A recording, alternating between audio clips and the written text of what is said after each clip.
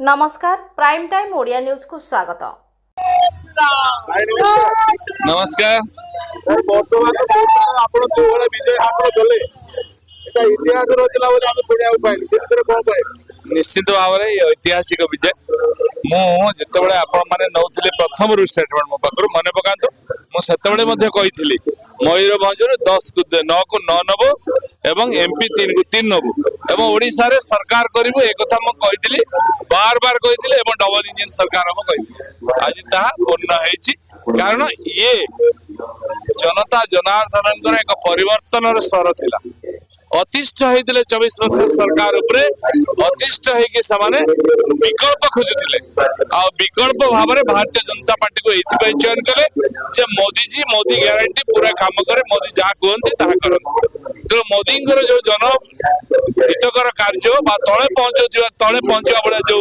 योजना अच्छी ओडिशा सरकार पहुंचाऊ ना विजु जनता दल सरकार पहुंचाऊ ना तेणु लोक चाहिए एथर परिवर्तन करवा डबल इंजन सरकार करवा जहाँफल कि मोदी ग्यारंटी तल पर्यंत काम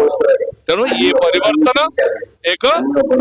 विकल्प परिवर्तन ये परिवर्तन एक संकल्प परिवर्तन ये परिवर्तन जनसाधारण परिवर्तन तेणु निश्चित भाव में आगामी दिन में एक जनहितकारी सरकार है एक लोकंर हित सरकार है गरीब मान सरकार है भारतीय जनता पार्टी सरकार है मोदी सरकार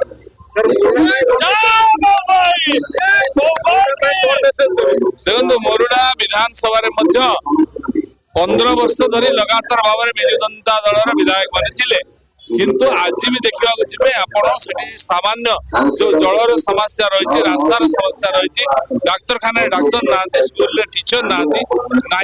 अव्यवस्था भितर चली मोरुडा विधानसभा आज भी लोक भत्ता पाइबार वंचित होती लोक चाउल पाइबार वंचित होती बहु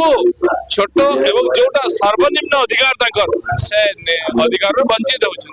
युवक माने आप देखिए जो इलेक्शन गला महिला भोट अधिक अच्छी पुरुषों भोट कम अच्छी तार कारण हूँ युवक माने सब दादन घटी जाती तेणु आम प्रायोरिटी रौलिक अधिकार केमती लोकों पाखे पहुंचो गरीब लोक गरीब कल्याण योजना केमती पहुंची पार एवं युवक माने केमती दादन न खटी जाई मयूरभंज ओडिशा रे रही जीविका जीवन बिताई पारे माँ बापा सेवा करें स्त्री पाखे रही पारे छुआर जत्न नहीं पारे प्रायोरिटी